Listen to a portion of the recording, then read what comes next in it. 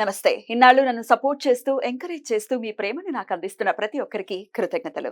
అలాగే ఈ వీడియో కూడా ఖచ్చితంగా మీకు ఉపయోగపడుతుంది. లైక్, షేర్ అండ్ సబ్స్క్రైబ్ చేసి మీ సపోర్ట్‌ని నాకు అందించండి. అలాగే ఈ వీడియో పట్ల మీకున్న అభిప్రాయాన్ని కామెంట్ సెక్షన్‌లో కామెంట్ చేసి తెలియజేయండి. ఇప్పుడు వీడియోని చూద్దాం. నమస్తే, వెల్కమ్ టు అవర్ ఛానల్. నేను పద్మిని. ప్రస్తుతం మనతో పాటు ప్రముఖ ఆధ్యాత్మికవేత్త, వాస్తు జ్యోతిష పండితులు కేఎస్ఆర్ గారు మనతో పాటు ఉన్నారు. మాట్లాడదాం. సార్ నమస్తే సార్. నమస్తే.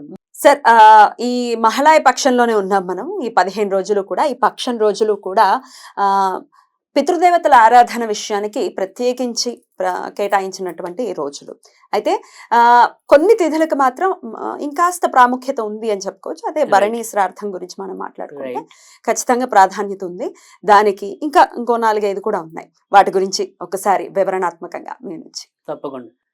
ఈ భరణీ శ్రాద్ధం అనేది కానీ, లేదా మామూలుగా ఈ పితృపక్షంలో కానీ, కొన్నిటికంటే ముఖ్యంగా భరణీ మహాలయ అనేది కానీ, మహాలయ భరణి అని కానీ, ఈ భరణీ నక్షత్రంలో ఉండే శ్రాద్ధం ఏదైనప్పటికీ కూడా అది అమిత సత్ఫలితాలను ఇస్తుందని చెప్పి, మన యొక్క గతించిన పెద్దలకి ఉత్తమ సద్గతుల్ని ప్రాప్తింపజేస్తుందని చెప్పి కూడా మన యొక్క సంప్రదాయం. ఎందుకు భరణి నక్షత్రానికి అంత ప్రాముఖ్యత? భరణీ నక్షత్రం అనేప్పటికీ ఏంటంటే అది దగ్ధ నక్షత్రం, అంటే అగ్నికి సంబంధించిన నక్షత్రం. అది ఇప్పుడు మనకి మేష రాశి అంటేనే దానికి అది అగ్ని స్వభావం కలిగిన రాశి కదా. ఆ రాశిలో భరణి అనేది మరింత తేజవంతమైనది. అలాగే యమధర్మరాజు నక్షత్రం అని కూడా చెప్తారు. శనికి కూడా అదే నక్షత్రం. శని నక్షత్రం అంటే శని, యమధర్మరాజు వీళ్ళంతా సోదరులు కాదు. శనిది కూడా ఒరిజినల్ గా శని నక్షత్రం కూడా మీరు శనికి ఎప్పుడైనా సరే ఈ నవగ్రహ ఆరాధన చేస్తున్నప్పుడు ప్రతి ఒక్కరిది వాళ్ళ యొక్క ప్రవర చెప్పడం అనేది ఉంటుంది, వాళ్ళ యొక్క నక్షత్రం కూడా చెప్పడం అనేది ఉంటుంది. అలా శని నక్షత్రం కూడా భరణి నక్షత్రమే. సో అందుకని ఏదైనప్పటికీ కూడా ఇటు యమధర్మరాజు అనుకోండి, శని అనుకోండి, ఏదైనప్పటికీ కూడా తర్వాత రెండోది ఏంటంటే అగ్నిగ్రహం కూడా మనకి భరణి నక్షత్రం. సో ఇవన్నీ కూడా అగ్నిముఖంగానే వెళ్తాయి కదా. మామూలుగా మనం పెట్టే పిండ తర్పణాలన్నీ కూడా అగ్నిముఖమైనవి అని చెప్పి. సో అందుకని మనకి ఏదైనప్పటికీ కూడా ఇక్కడ ఏంటి అగ్ని ద్వారా శాంతింపజేయటం అనేది ఈ పిండ ప్రధానం, లేదా తెలల ద్వారా అనుకోండి, తెలల ద్వారా, నీళ్ల ద్వారా, ఇలా 4 పద్ధతులు అనేది మనకి శాస్త్రం చెప్తుంది. సో అందుకని భరణి అనేది అమిత ప్రాధాన్యమైనది. సో అందుకని భరణి నక్షత్రం అనేది. తర్వాత రెండోది ఏంటంటే యోగాల్లోకి వచ్చేటికి వ్యతిపాత యోగం, వైద్యుతి శాస్త్రం, ఈ రెండింటికి కూడా చాలా విశిష్టత ఉంది. మీరు మహాలయ పక్షాల్లోనే కాదు, ఒకవేళ ఎప్పుడైనా మనకి ఈ రోజుల్లో కుదరకపోయినప్పుడు కూడా మీకు ఇలాంటివి 96 రోజులు చెప్పారు 365 రోజులకి.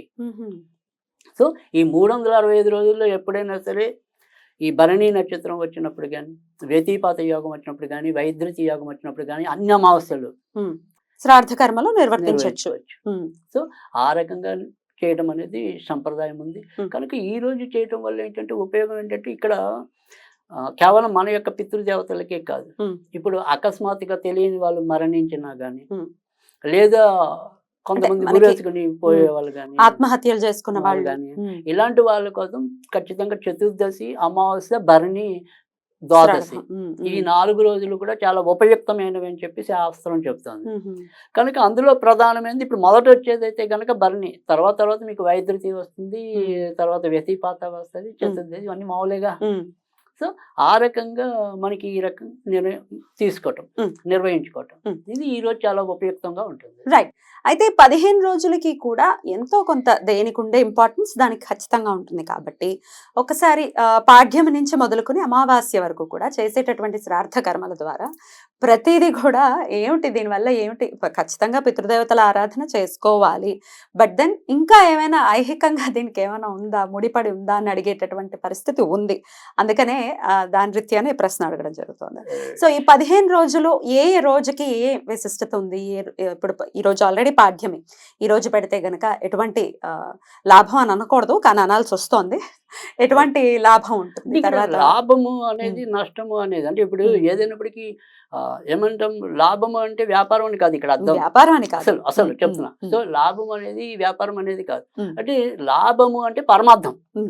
సో మీరు ఇంకో భాషలో దాని లాభం అన్నాం అంతవరకే. సరే, అయితే ఇప్పటి నుంచి నేను అలాగే అడగాలి, ఏమిటి పరమార్థం, మాకేమిటి ఉపయోగం అంటే ఇప్పుడు ఏదైనప్పటికీ ఇక్కడ మనకి ఉపయోగం సంగతి పక్కన పెడితే పెద్దవాళ్ళకి ఉపయోగం, అంటే అవును. గతించిన వాళ్ళకి ఉపయోగం, అవును. ఇటు మనకి ఉపయోగం. వాళ్ళ ఆశీర్వాదం ద్వారా వాళ్ళ యొక్క ఆశీర్వాదం వస్తుంది మనకి లభిస్తుంది, వాళ్ళకి ఉత్తమ సద్గతులు ప్రాప్తిస్తాయని. కరెక్ట్. సో ఇది లాభం. ఇక్కడ లాభం అనేది ఏంటంటే వ్యాపారం కాదు, కానీ మనం ఖచ్చితంగా చేయవలసిన వ్యవహారం.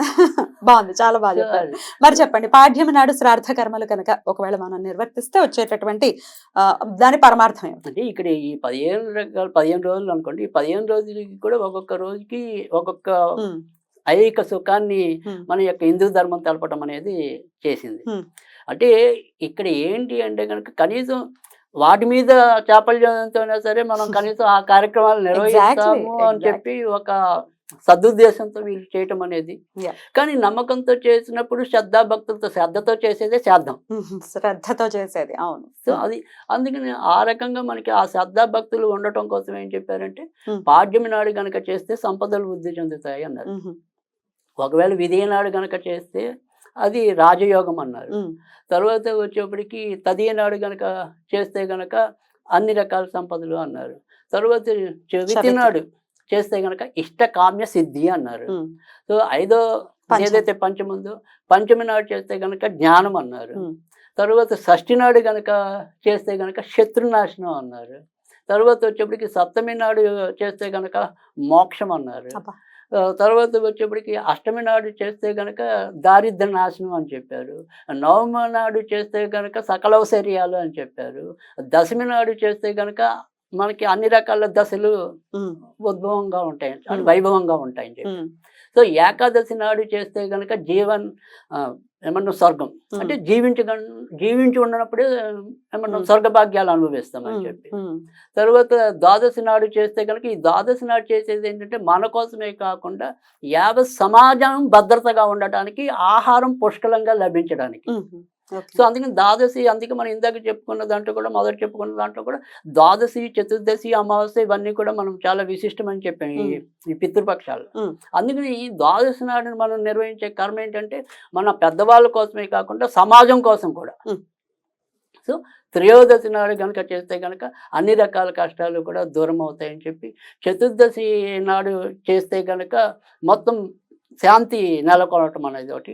అదే అమావాస్య నాడు అయితే ఇది కాదు అది కాదు అన్ని తీరుతాయి. ఇవన్నీ కూడా ఒక మహాలయ అమావాస్య నాడు చేస్తే వస్తుంది అనేది కూడా అంటూ ఉంటారు. అలా ఈ 15 రోజులకు కూడా ఇలా 15 రకాల చక్కటి ఐహిక సుఖాలని మనకి అందించింది హిందూ ధర్మం అనేది. సో ఆ రకంగా మనం ప్రతి ఒక్కరికి కూడా చెయ్యాలి. తర్వాత రెండోది ఏంటంటే, ఒకవేళ ఏ కారణాల చేతైనా వీటిని నిర్వహించకపోతే గనక మీకు ఈ పితృదేవత స్తోత్రం అని ఉంటుంది. అది చదువుకోవచ్చండి? అది చదువుకుని అంటే 15 రోజులు చదవమంటారా లేకపోతే ఎలా? ప్రతిరోజు కూడా చదువుకుంటే మీకు చాలా మంచిది. సో ఈ 15 రోజులు కూడా ఈ పితృదేవత స్తోత్రాన్ని పఠించి మనం ఏదైనా సరే, ఇది పెయిన్ ఏంటంటే ఇక్కడ 4 దేవతల్ని ముఖ్యంగా చెప్పటం అనేది చేశారు. సో మాలయ పక్షానికి దేవుడు ఎవడు అంటే కనుక విష్ణుమూర్తిగా చెప్పటం అనేది. తర్వాత రెండోది వచ్చేప్పటికి ఏంటంటే విశ్వదేవుళ్ళు అని, అంటే విశ్వదేవతలు అని చెప్పడం అనేది ఒకటి. తర్వాత మూడోది వచ్చేప్పటికి ఏంటంటే మన యొక్క ఋషులు వాళ్ళని చెప్పడం అనేది. సో నాలుగోది వచ్చేప్పటికి ఏంటంటే మన యొక్క తర్వాత ఉండే ఆగామి భవిష్యత్తు, అంటే తర్వాత భవిష్యత్తుకి సంబంధించిన ఎవరైతే ప్రవరులు ఉంటారో, దేవతలు ఉంటారో వాళ్ళు సుఖించడానికి అని చెప్పి. అందుకని ఈ నలుగురిని సంతృప్తి పరచడానికి కూడా ఇవి జరుగుతాయి. కనుక ఇక్కడ మనం ఏదైతే ఇందాక చెప్పిన ఈ దేవతా స్తోత్రం అనేది రోజుకి ఒకసారి చెప్తారండి. అది పెద్దగా ఉంటుంది, పెద్దది ఉంటుంది. మరి ఎలా ఎక్కడైనా దొరుకుతుందా? నేను చెప్తాను. సో ఈ దేవతా స్తోత్రాన్ని పఠించి కొద్దిగా విష్ణుమూర్తికి బెల్లం ముక్క నివేదన చేయండి. చేస్తే తప్పకుండా మనకి ఆ పెద్దలకు పెట్టిన పుణ్యం అయితే తప్పగా లభించడం అనేది అయితే ఉంటుంది. ఆ రకంగా చేస్తే మీకు తప్పకుండా మంచి జరుగుతుంది.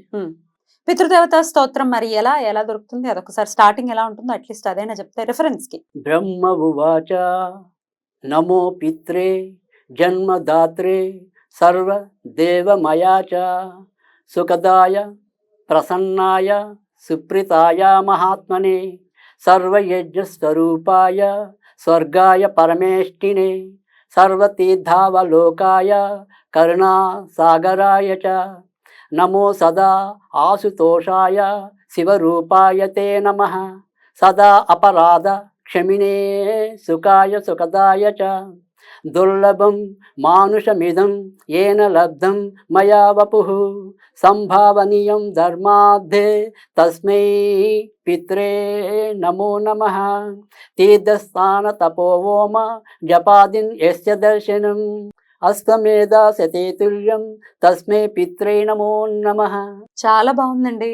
వింటుంటేనే చాలా అంటే ఒక రకమైన ప్రశాంతత అయితే ఖచ్చితంగా వస్తుంది. చాలా చక్కగా చదివి కూడా వినిపించారు. అయితే ఇది ఎన్నిసార్లు చదవమంటారు ఈ స్తోత్రాన్ని? ఇది రోజుకి ఒక్కసారి చదివితే చాలు. కాకపోతే 15 రోజులు చదువుకోగలిగితే మంచిది. ఒకవేళ ఏ కారణం చేతైనా మర్చిపోయినా తప్పైతే లేదు. అలాగే 15 రోజులు కూడా మనకి ఇంట్లో తేలిగ్గా దొరికితే బెల్లం చిన్న మొక్క నివేదన చెయ్యండి. ఆ బెల్లం మొక్క మనం ఏదైనా సరే కొద్దిగా చెట్ల దగ్గర వాడి దగ్గర పెడితే ఏదైనా చీమలు అలాంటివి ఏమైనా తినడానికి అవకాశం ఉంటుంది. ఆ రకంగా కూడా మనకి భూతదయ అనేది ఉంటుంది కాబట్టి ఖచ్చితంగా మన పూర్వీకులు సంతోషించడానికి ఉంటుంది.